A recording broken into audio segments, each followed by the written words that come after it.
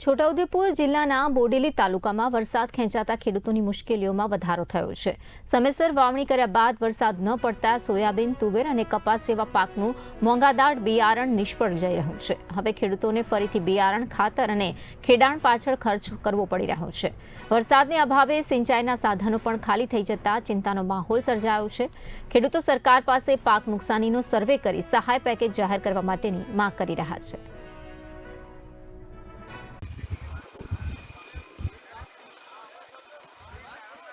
કોણ બોલું કે નહીં? ના સીધો બોલ। બધું બિયારણ અમારે સોયાબીન ટોટલ બધું ફેલ થઈ ગયું છે। હવે શું કરવાનું? હવે આ અમારા ખિસ્સા ઉપર બધો ભાર આવ્યો છે। બિયારણ, ખાતર નવું હમણાં કરવાનું, હવે કઈથી અમારે લાવવું? બહુ અઘરું છે અમારે। એટલે ટોટલ અમારા ઉટકોઈ વિસ્તારની અંદર સોયાબીન, કપાસ ને બધું જ ફેલ થઈ ગયું છે। તમતા 25 દિવસ આગળ વરસાદ થોડો પડી ગયો અને વરસાદ જતો રહ્યો, પછી આવ્યો જ નહીં વરસાદ, તો પછી અમારે શું કરવું? આવે કોઈ પાણીની કોઈ સુવિધા છે નહીં। એરન નદીમાં પાણી હોય તો અમારા બોર કૂવા ચાલે, એરન નદીમાં પાણી ના હોય તો બોર કૂવા કશું ચાલતા નથી। એટલે કોઈ સિંચાઈનો કોઈ સ્કોપ છે જ નથી અહીં આગળ કે ચાલો ભાઈ પીવડાવી દઈએ પાણી એમ। એટલે અત્યારે અમારે સંપૂર્ણ રીતે ફેલ અમારું બિયારણ છે। એટલે અમારે શું કરવાનું? આવે તો રડવાના દિવસો છે અત્યારે, એવું છે અમારે। બિયારણ લાવવાના બી ફરીથી ખાતર, બિયારણ કઈથી લાવવું અમારે? આવે અત્યારે આ 10 એકરની અંદર ફેલ છે મારે બિયારણ। હવે શું કરવાનું કહો? હવે ઉપરવાળાની મહેરબાની કંઈક।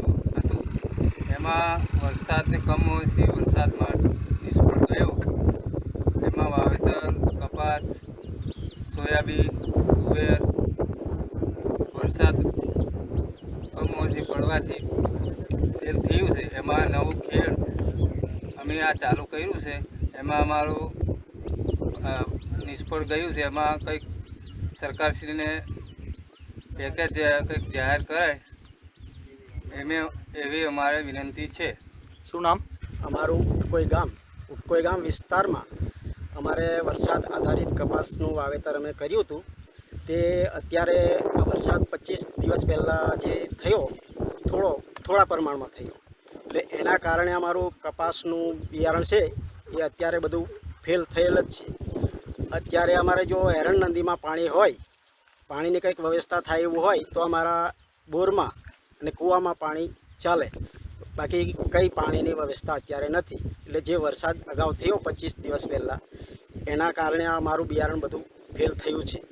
એટલે સરકારશ્રીને અમારી જણાવવાનું છે કે સરકારશ્રી કોઈક કર્મચારીઓ બધા હોય એમને અમારે જણાવવાનું છે કે અમારે સર્વે કરે અમારું, તો કંઈક થોડુંક અમારા જે કંઈક આ ખેરણ, દવા, બિયારણ, ખાતર બધું જે કંઈક નુકસાન થયું છે થોડું, તો સરકારશ્રીને અમારે જણાવવાનું છે કે અમને થોડીક સહાય આપે તો સારું। અમારા ખિસ્સા ઉપર જ બધો આ ભાર છે। હવે શું નામ? તડવી ભારતભાઈ ભીખાભાઈ, ઉટકોઈ। છોટાઉદેપુર જિલ્લાના આ ઉટકોઈ ગામ વિસ્તારની અંદર અમારે કમોસમી વરસાદના કારણે 15 જૂનથી અમે બધા બિનપિયત જેવી ખેતી છે વરસાદ લાયક, એટલે અમે વાવેતર કરી રહ્યા હતા, પણ છેલ્લા 25 દિવસથી વરસાદ ન પડવાથી અમારું બિયારણ, તુવર, કપાસ, સોયાબીન આ બધું તમામ ફેલ થયું છે। તો અમારે નવેસરથી આ ખેડાણ કરવું, બિયારણ લાવવું, બિયારણના ભાવ બી આજે બહુ આસમાનિક છે, તો અમારે કઈ રીતના બિયારણ લાવવું? એટલે અમારે સરકારશ્રીને તેમજ સરકારના જે અમારા અધિકારીઓ છે એમને અમારી એટલી માંગ છે કે અમારે આર્થિક સ્થિતિ બધી નબળી છે, એના કારણે અમને કંઈક સહાય ચૂકવે અને સહાય જાહેર કરે ને અમારા તમામ ગામોનું સર્વે કરે એવી અમારી નમ્ર વિનંતી છે। શું નામ?